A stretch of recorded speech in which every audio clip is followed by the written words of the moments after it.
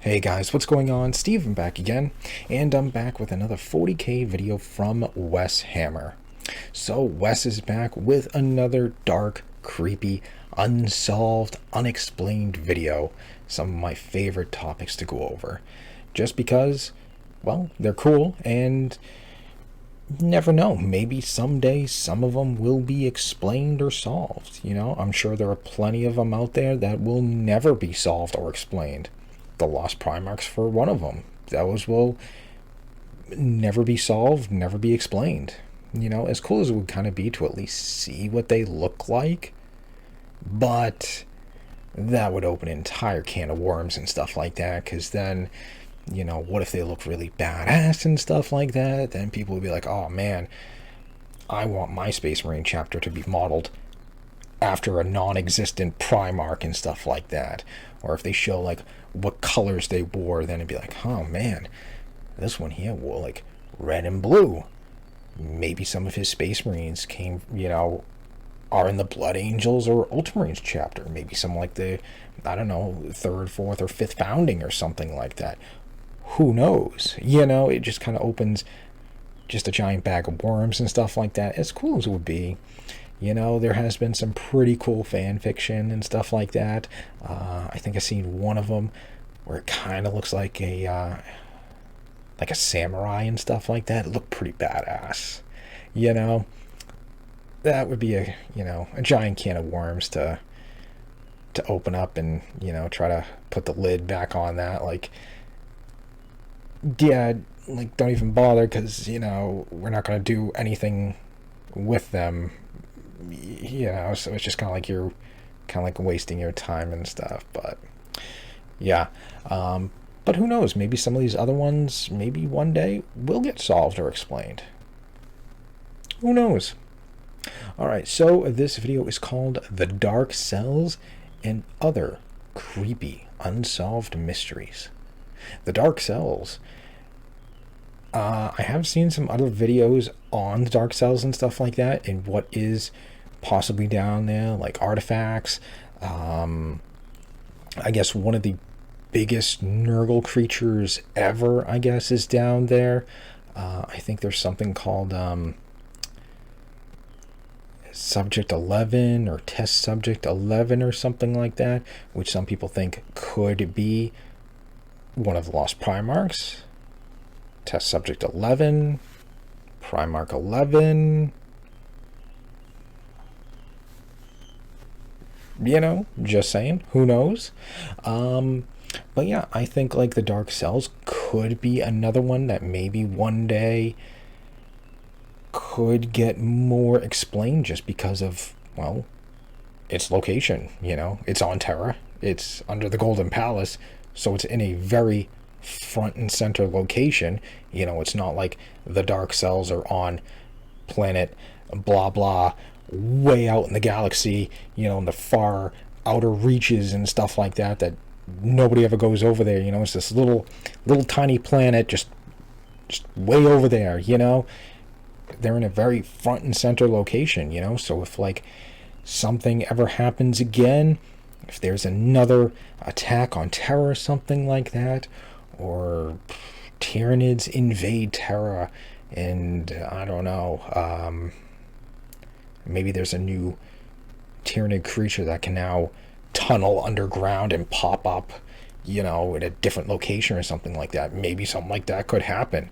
These new Tyranid creatures now just can tunnel underground, and they tunnel down under, well, they don't know, the Dark Cells, and maybe as they're tunneling down, a crack or something forms in one of the walls or something like that, and one of the monsters or creatures or whatever's down there, sees the crack in the wall caused by the Tyranids and breaks free and stuff like that. I don't know, I'm just throwing ideas out there and stuff like that, but who knows? I mean, something like that maybe could happen, another attack on Terra.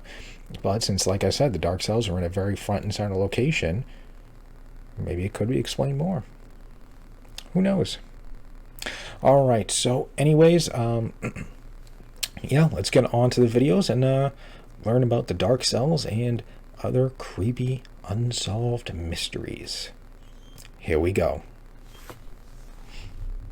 I'm not sure if you were aware or not, but we're only about 6 months away from the start of spooky season. So there's never been a better time like the present to talk about some more of the creepiest unsolved mysteries from the grimdark future of Warhammer 40K. In this video, we're going to talk about a frozen mining planet where hundreds of workers mysteriously vanished overnight.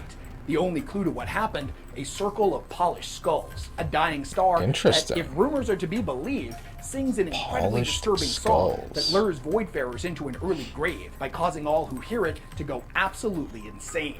We're also going to be talking about an underground labyrinthian jail deep beneath the Imperial Palace on Terra, where the darkest and most disturbing entities known to mankind have been locked away. Whatever's down there has got the higher-ups so freaked out that they believe if any of them were to escape, it would bring about the extinction of mankind. We're going to be getting into all that and a whole lot more in this video. But before we dive headfirst into the growing up, I would never have considered myself an anxious person. But then all of a sudden, out of nowhere in 2014, I started having panic attacks every single day. The dark cells. I had never had one before, so I didn't know what was going on. I thought I was having like microstrokes or heart attacks or some kind of catastrophic health emergency. Needless to say, it was the worst year of my life. Is that what they're called? Solar wardens? And they're the ones that, my doctor eventually diagnosed me with generalized the dark anxiety. cells? I got put on some anxiety medication, and I'm sure that helps other people, but for me, it just made things worse. As a last-ditch effort, I decided to give therapy a chance. And let me tell you, that therapist changed my life. Not only was it a judgment-free zone where I could open up about everything that was going on,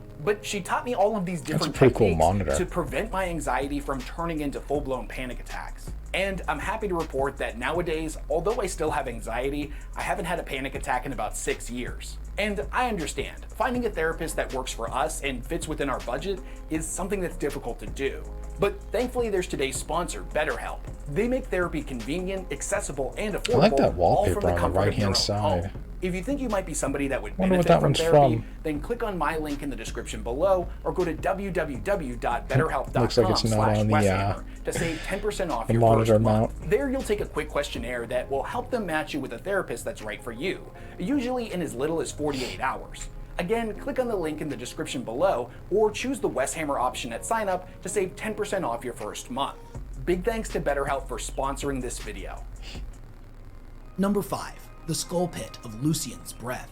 The Milky Way galaxy of the 41st millennium has no shortage of creepy and mysterious planets. Yet, out of all of them, none have generated more fear and speculation than the frozen mining world of Lucian's Breath, that many claim is cursed and is harboring a dark and terrible secret. Despite the fact that the planet was originally discovered by rogue trader Sebastian Winterscale in 258 M41, humanity was not the planet's first owners. You see, long before the rise of mankind, the world was inhabited by an unknown xenospecies, who left behind some truly bizarre ruins that have baffled Imperial scientists for years. Their cities were made out of a very strange substance, the solidified gas impregnated ice that was common on Lucian's Breath, that, remarkably, is said to be even stronger and more durable than ceramite. Each and every one of these cities was centered around a huge sinkhole filled with bubbling pools of pure nephium, while deep beneath the surface existed a labyrinthian network of tunnels and warrens not of natural origin. It is believed that they were carved out using such advanced machinery that there's no indication anywhere along their length of any actual tool being used. To this day, we still know very little about the ancients of Lucian's Breath. We don't know who they were, what they wanted, or why they seemingly disappeared without leaving behind any trace of their existence other than their cold and forgotten cities of glass. The planet is incredibly hostile to human existence, sporting both an atmosphere that is so thin it's basically useless, and air that is said to be so frigidly cold that if one was to attempt to breathe it without a specially designed rebreather, their lungs might very well freeze before they suffocated. Despite its hostile nature though, Lucian's Breath attracts a wide array of rogue traders, pirates, raiders, and more, all seeking to lay claim to its nephium deposits, which is a highly flammable substance that has a number of unusual properties and is highly coveted by the Adeptus Mechanicus. For centuries, rumors have circulated throughout tavern bars across the Calexis sector that Lucian's Breath is a cursed world.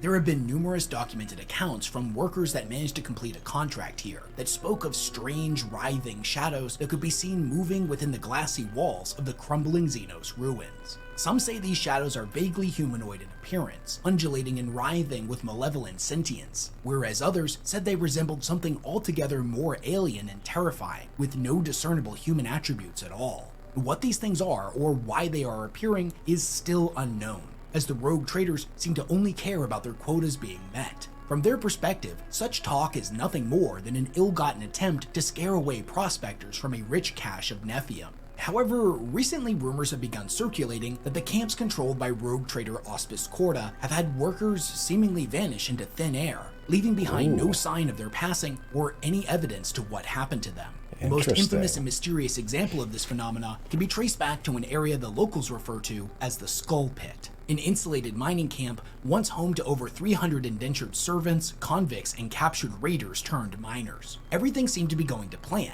and by all accounts, the camp had been incredibly successful with only a few minor setbacks. And that was all until the year 814 M41. When all communication with the camp suddenly ceased. Numerous attempts were made to re-establish contact, believing that recent ice storms had caused some kind of Vox system malfunction. However, no matter how many times they tried, the only thing playing back over the Vox waves was cold, dead static. Eventually, a tech crew was dispatched to investigate, and what they found only left them with more questions. The entire facility was empty of workers, yet all evidence pointed to a seemingly normal day. There was half-eaten food still on the table, bunks that looked recently slept in, and the miners' protective gear was all still in their lockers and accounted for. It was as if they had simply vanished into thin air, as attempting to leave the facility. That kind of reminds me of, it kind of sounds like they took inspiration from, oh, what's that? It's on the tip of my tongue. The Outlaw's Pass, if you guys know that story, legend, whatever you want to call it, you know, when, what was it, like the 9 hikers just left in the middle of the night, you know, with hardly any clothes on or anything like that, and they just took off randomly in the middle of the night, and then they were all found dead with, you know, messed up injuries and stuff like that, like crushed lungs and broken ribs and all sorts of other stuff. That's kind of what it sounds like, you know. This story here kind of got like inspiration, you know.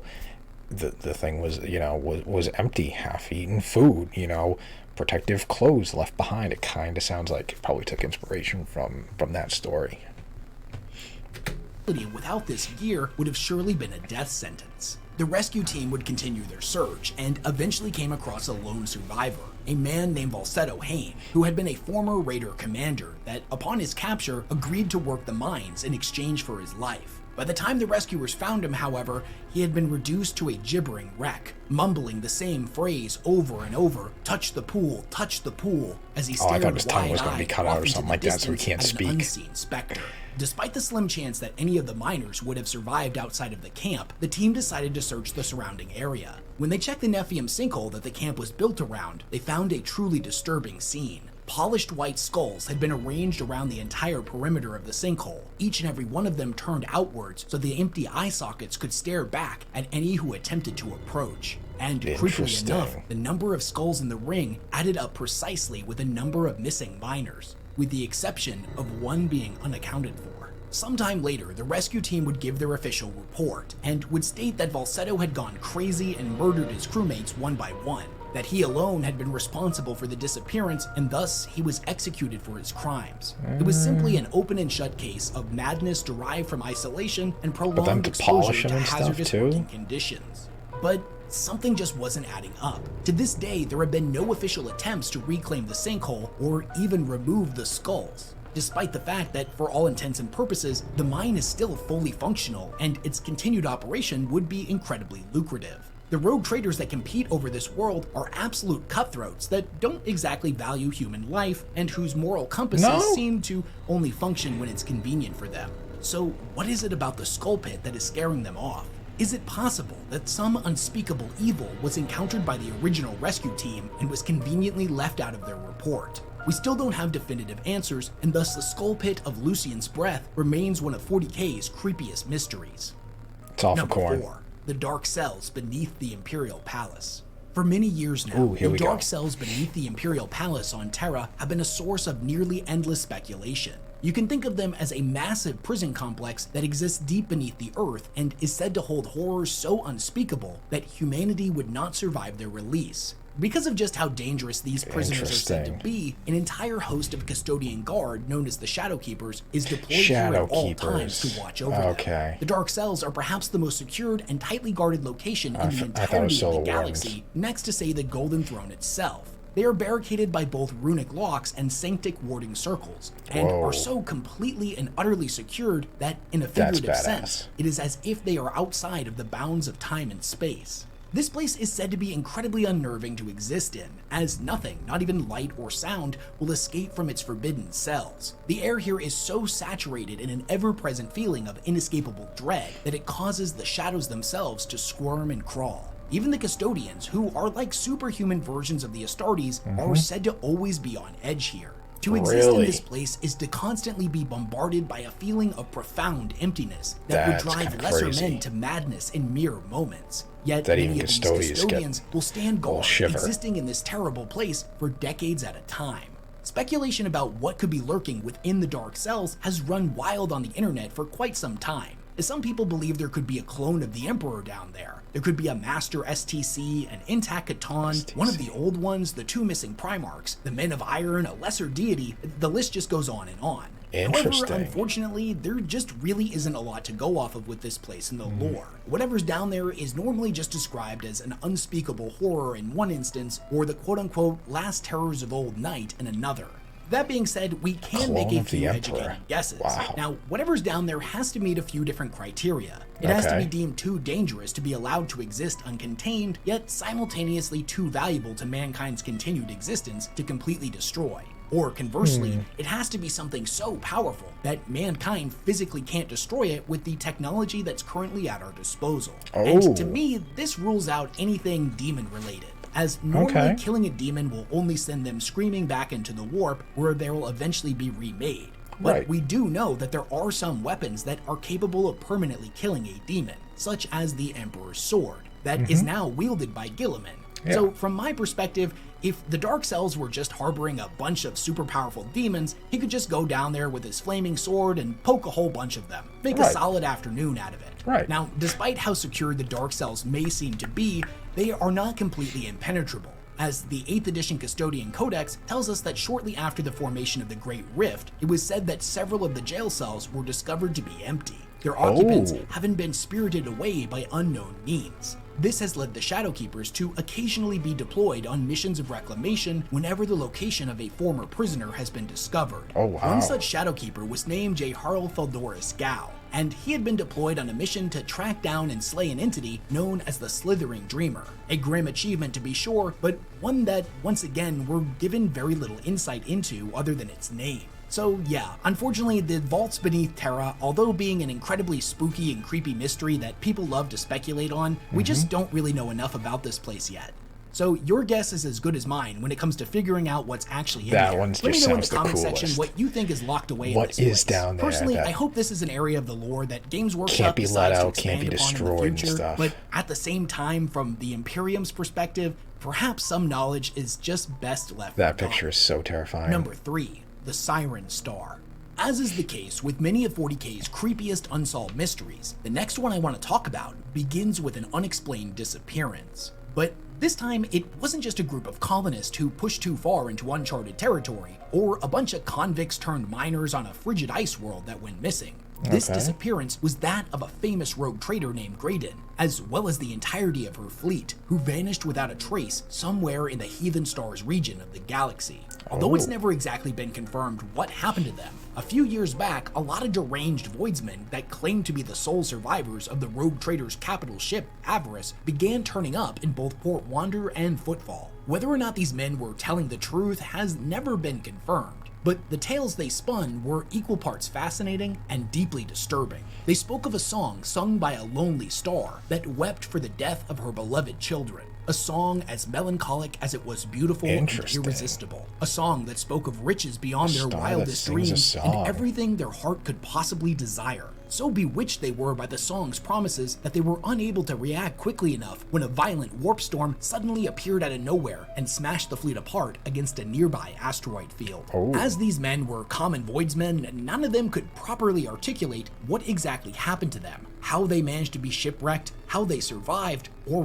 what exactly it was they encountered. At first, these were nothing more than rumors, but as they started circulating over and over, they quickly became cemented as legend. And then as the years rolled on, similar reports from equally mad men and women started popping up all across the Corona's expanse. Each and every account was different, and strangely enough, many of them claimed to have emanated from different regions of the expanse, but they all spoke of an irresistible melody that echoed across every frequency. A siren's call that caused even the most seasoned of spacefaring veterans to be gripped by an irreparable madness. Those who were afflicted threw all caution to the wind and headed straight into the heart of a nearby system in search of the song's origin. Some more experienced captains were said to have given compelling arguments why their course needed to be altered despite the protests of their crew, whereas others were driven into a deep insanity that caused them to murderously lash out at any that would dare stand in their way. There were even it sounds like that were said to be so far destroyed gone that they threw themselves out of their own airlocks in order to get closer to their celestial muse.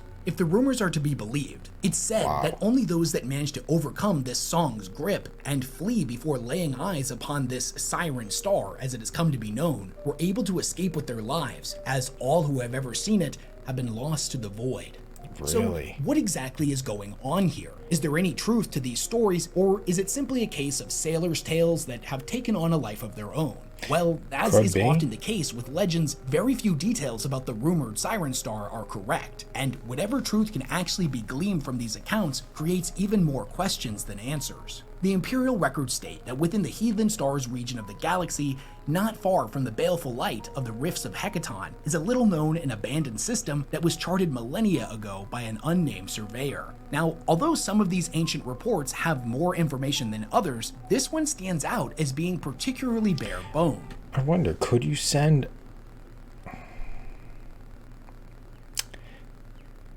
I wonder if they could send out maybe like servitors and stuff like that to, you know, like scout the planet and stuff, because would they not be affected by the song? Because if the song drives people mad and servitors are just mindless drones, just a thought. I mean, could you send servitors out there? The individual labeled the system as Diva Serenium and simply stated the type and size of its star, as well as its number of planets and known navigational hazards. The only thing that actually really stands out, aside from the lack of information itself, is a note stating celestial anomaly in reference to the star. The system is long dead, scoured of all life by some celestial disaster that occurred potentially millions of years before its discovery. The star at its center is a dim white dwarf that doesn't have a lot of time left before it completely burns out. It languishes in the center of the system, struggling to cast its weak, guttering light to the outer planets that have all frozen over.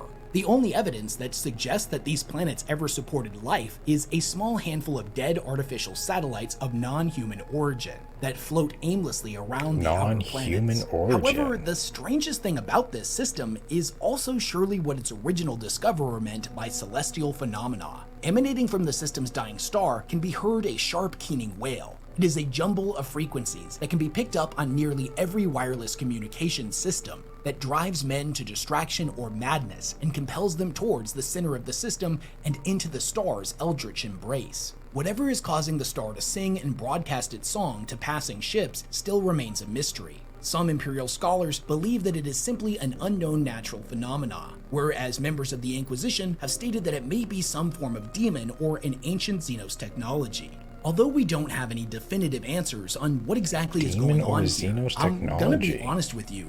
This was one of the most depressing things I've ever researched when looking into 40K's creepy mysteries. That's kind of interesting. Something about this lonely, dying star that is surrounded by the remnants of a long-dead civilization what kind of demon that would it long be? ago depended upon it for life just really resonated with me. Now, I'll admit, this is just my own personal depressing headcanon, but I don't think this thing is malicious in nature. I think this star is in mourning, unable to accept the death of its children, both the planets that orbited it and the untold billions of organisms that it once gave life to. Its song calls out to any that will listen, not because it wishes to draw them into an early grave, but maybe simply because it's lonely and knows that it won't be around much longer. To me, the star is like a loving, grieving elder who has lost everyone that she ever cared for and simply doesn't want to be alone when she dies. That's actually Number really 2, sad. The Year of Ghosts. Do you remember how earlier in this video, when we spoke on the Vaults of Terra, how it was one of 40K's greatest mysteries, but we just didn't have a lot of information to go off of? Well, the next thing that we're going to talk about takes that to an entirely different level, as it's probably the most vague and cryptic thing that I've ever spoken about on this channel. This so-called Year of Ghosts has only ever been mentioned in a single location, and we as the audience are only given a single sentence to account for a supposedly incredibly pivotal event in the 40K timeline. The source of this little mystery comes from the 5th edition 40K core rulebook on page 124, where it simply states that in the year of 831 of the 33rd millennium, the honored dead rose up to defeat the terrors of the warp. Now, I don't know about you, but as a big fan of all things spooky, and in particular spooky ghosts, this little passage had my imagination going absolutely crazy. I played dinosaurs and ghosts over an Age of Sigmar, and for the briefest of moments, I pictured in my head my Night Haunt army on a galactic scale, rising up in their trillions to fight against a demonic incursion. And as badass as that sounds, it's probably not what happened. Ghosts are a well-documented phenomena within the grimdark future, and they come in all different shapes and sizes. But when we're specifically talking about the forces of humanity, and more specifically, ghosts that would seek to defend their living descendants, for a lot of people, the first thing that's going to come to mind is the Legion of the Damned. And don't get me wrong, they certainly fit the bill here, as the most commonly accepted theory to what they actually are is the vengeful spirits of slain space marines given new purpose by the God Emperor. However, the timeline doesn't exactly line up, as their first documented sighting wouldn't be for around another 6,000 years at the beginning of the 40th millennium. Also, correct me if I'm wrong, but I believe the theory that they are ghosts of slain space marines, although being generally accepted by the Warhammer community, is A, not confirmed, and B, even if it is true, is not known to the Imperium. It certainly wouldn't be known by any historian or lowly scribe that was cataloging the Imperium's history. Personally, I think that it was something else, something that had a lot more impact, as this entry is listed alongside some other incredibly pivotal events in the timeline, such as the Horus Heresy, the Scouring, the Rise of the Beast, and the Howling.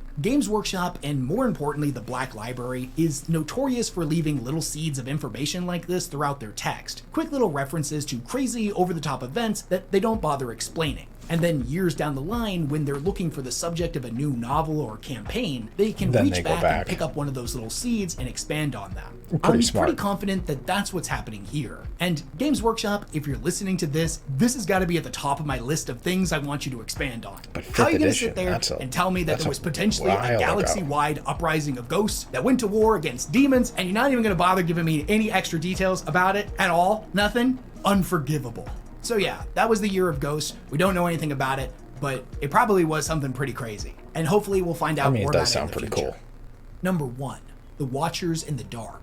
So I'll freely admit that I'm not the biggest Dark Angels lore buff. I skipped over their arc in the Horus Heresy as, quite frankly, it was boring as shit, especially compared to what came before it. How are you going to go from the high of the Drop Site Massacre to a bunch of kids running around in the woods of Caliban?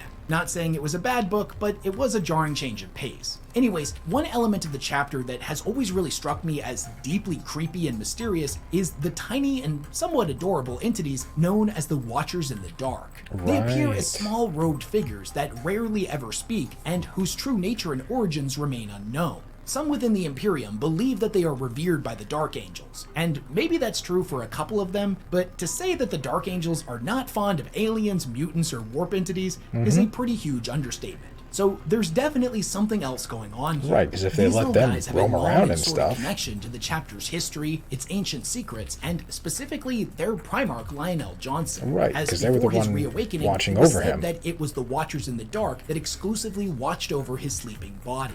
Although they appear as cute little Jawa guys that simply want to help out their Space Marine buddies, this is nothing more than artifacts and weapons an intentionally and stuff. humble illusion that belies their true nature as an unknowable cosmic horror.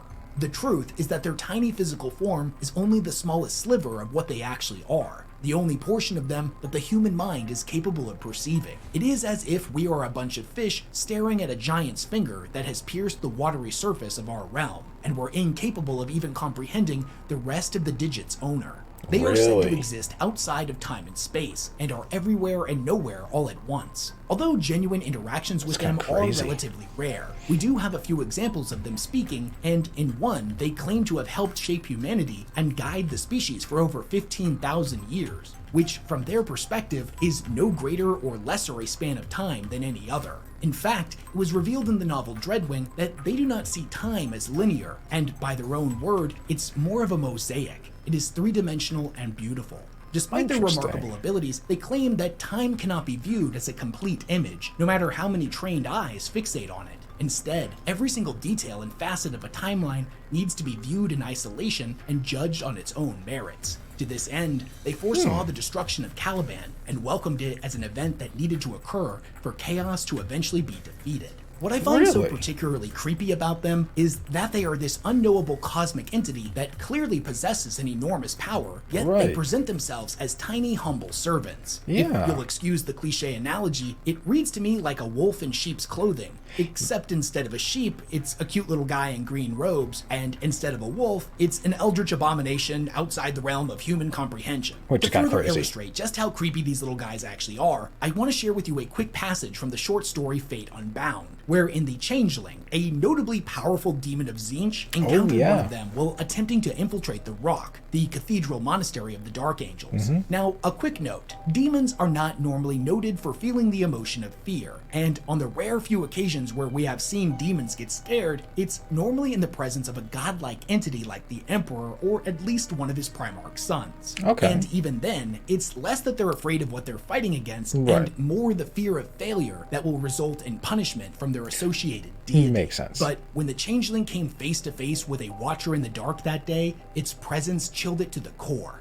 A shudder, a rare sensation, ran down the Changeling's borrowed spine, the shadow of an instinctive reaction born from its time wearing mortal flesh. Skin prickled and the servos and the illusion of its power armor whirred as its fist clenched. Around it, for the first time since it had set events in motion, fate buckled. There was something at the far end of the cell corridor. The Changeling could not so much as see it as sense the absence of the ether around it. To the demon's warp sight, the thing was really an unthing, a black void without tangible thoughts or emotions to define it. The demon tried to look upon the unthing with Azrael's flesh eyes. It was diminutive in size, its form hidden beneath thick folds of bone-colored cloak, as though in imitation of the lion's sons. The shadows beneath its deep cowl were utterly impenetrable, as dark to mortal eyes as its soul presence was to the Changeling's warp vision. It did not move, it did not have to.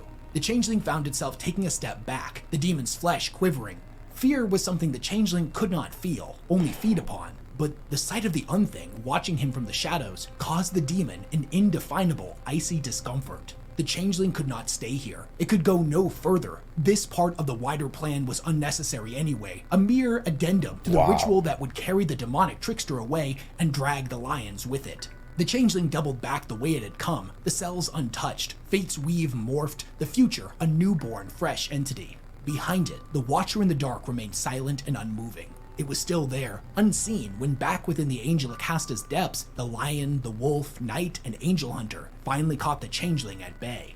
Perhaps we will never know exactly what the Watchers in the Dark actually are, but for humanity's sake, hopefully their intentions remain benevolent.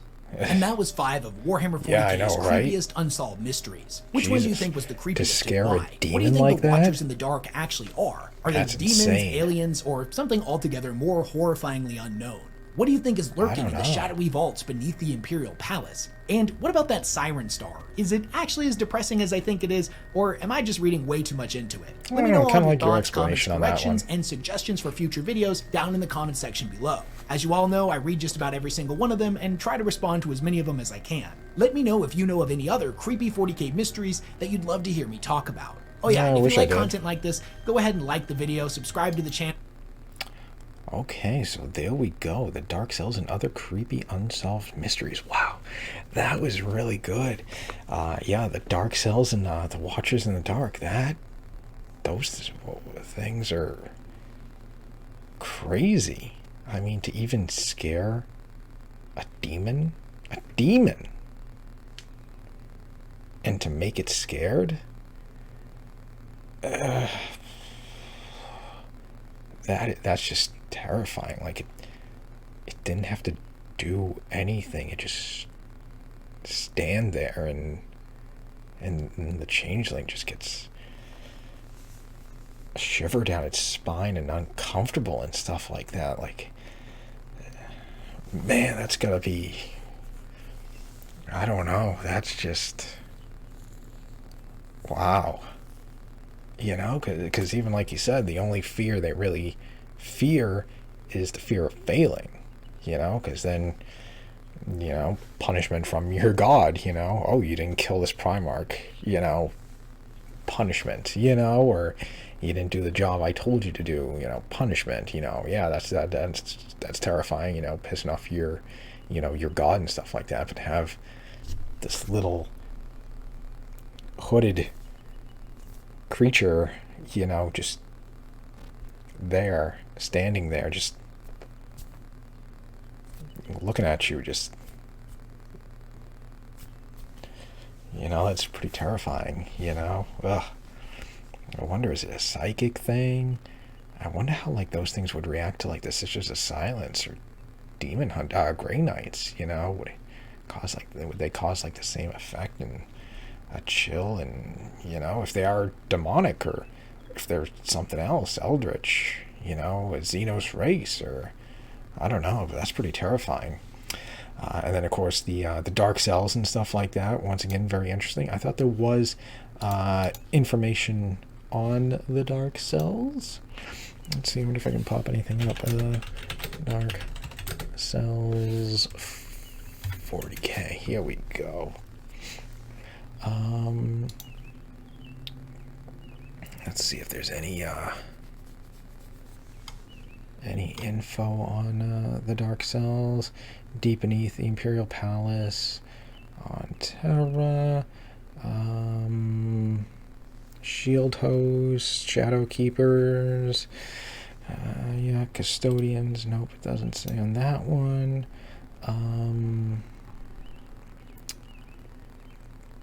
Here we go. These cells are containing entities and artifacts of old night that could annihilate the Imperium if they were ever to break free. The newly emerged threats of the galaxy that must be imprisoned there and also added to the dark cells guarded by a shield host of Adeptus Custodians known as the Shadow Keepers. Their security includes rune locks, wars, and Santic circles throughout the corridors, patrolled by 100 custodians at all times, although neither light nor sound can escape the cells. The air of dread puts the custodians on edge. That's pretty terrifying, that even custodians, you know, can be put on edge by that. It's like, yeah, I'll go fight, like, you know, a whole bunch of bloodletters, but, like, go down there? No. No. I'll fight bloodletters. When the Great Rift opened, some of the dark cells were discovered suddenly to be empty. Yep, those Shadow Keepers who have been patrolling the cells at all time were found slain. Known prisoners and relics. The Slithering Dreamer escaped from its cell when it was later killed by the Shadow Keeper. I'm not even going to try to say its name. The Black... Oh my god, I can't even say like half these names. Black Periapt of Rai Then Yi? Subject 11. It that craves. One of the Fell. Tri-Blight Amulet. Lament of Unreason. Vexing Cage. A psychic amplifier capable of subduing and mentally enslaving thousands. Technology which allowed the Imperial Fist to restore the Phalanx. Sorrow of Caracalla.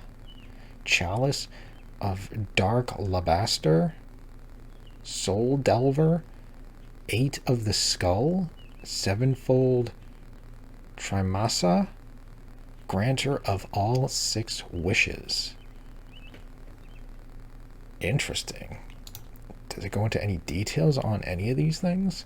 It that craves is among thousands of dangerous beings that are secure with the Imperium cells beneath the Imperial Palace. Well, that didn't tell me anything. Subject 11 is among the thousands of dangerous beings. It's one of the thousands. The Tri-Blight Amulet is a hideous remnant of the Dark Age technology that is secured with other such relics within the Imperium cells beneath the Imperial Palace. Vexen Cage. There's currently no text. It is one of numerous dangerous beings that is imprisoned. It was captured and brought to the cells in warden chains by the Shadowkeeper Arian Porophis in the late M41. This brought an end to the sorrows haunting of the stars and shield host. It had vowed it would never do it again. Chalice of Dark. Dangerous artifacts. Yep. Soul Delver is a demon of Tzeentch who is prisoned within the Shadowkeeper's dark cells. It is among the imprisoned demons the Shadowkeepers use in their trials for potential new members to overcome. In order to pass the Soul Delver's trial, the potential Shadowkeeper must stare into the demon's 9 eyes for a day and a night without blinking. Damn, that's intense. 8 of the Skulls is a demon of Khorne who is imprisoned on the dark cells. It is among the imprisoned demons the Shadowkeepers use in their trials for new members to overcome. In order to pass the Skull's trials, the potential Shadowkeeper must defeat the demon without the use of their weapons or power armor. Wow. What is the Sevenfold? Sevenfold Tramasa is a demon of Nurgle who is imprisoned in the Shadowkeepers. It is among the imprisoned demons the Shadowkeepers use in their trials for potential new members to overcome.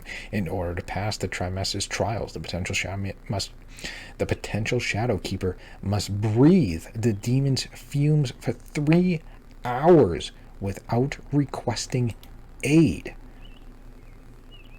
Wow. Holy crap. The Granter of All 6 Wishes is a demon of Slaanesh. It is among the imprisoned demons the Shadowkeepers use in their trials for new members to overcome. In order to pass the Granter's trials, the potential Shadowkeeper must be able to walk away unmoved from the demon after listening to it for an entire day. Wow. Wow, that's crazy. So if you want to be a Shadowkeeper, that's what you got to do. Pass all the trials and stuff like that. That is insane. That's crazy, but that one's pretty cool. And that's just some of the known prisoners and relics. I thought there was more, but then some of these don't have text and stuff like that, so. But yeah, that's pretty crazy. Man, I like that one, and I like the Watchers and stuff like that. Some of these other ones are, still pretty interesting and stuff like that. Probably never get solved or explained.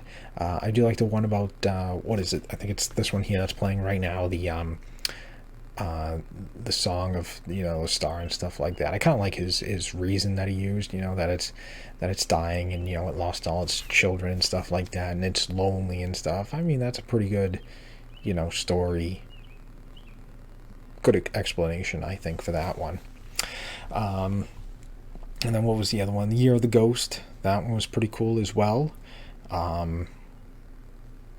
Maybe there'll be explanations on that one, because he did say it was in, the 5th edition rulebooks. That was, quite a few years ago, so I don't know if I'll ever, because I kind of figure after X amount of time, it's they're probably not going to use it. If it's been quite a few years and there's been no mention of it, people are going to, forget, I mean, if it's been, 5 years or something like that, hey, remember this thing from 5 years ago? Well, here it is, so I don't know.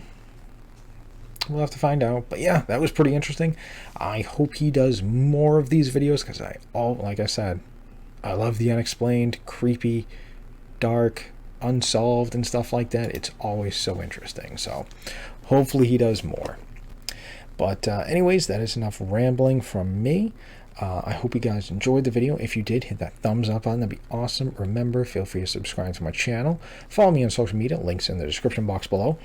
And of course, leave me all your thoughts and comments. What did you guys think about the video? Did you like it? Did you not like it? Do you think any of these mysteries will ever be solved or explained? If so, which ones? Let me know. And, you know, what do you think about these ones here? What do you think about the Watchers in the Dark? What do you think they are that would make even demons get a chill down their spine? What else do you think is in the dark cells? You know, stuff that, if it ever got out, screwed. You know, so let me know. I just went over apparently a few known things just from the Lexicanum website, so I don't know how accurate and stuff it is, but that's where I got the information from. But yeah, let me know. So anyways, other than that, yeah, if you got any other videos you want me to check out, leave a link down below, or you can join me on Discord. There is a link to my Discord channel. We can talk more 40K and stuff like that, suggest videos for me to watch, and all that stuff. So anyways, other than that, yeah, just stick around. More videos are on the way, and I will see you guys next time.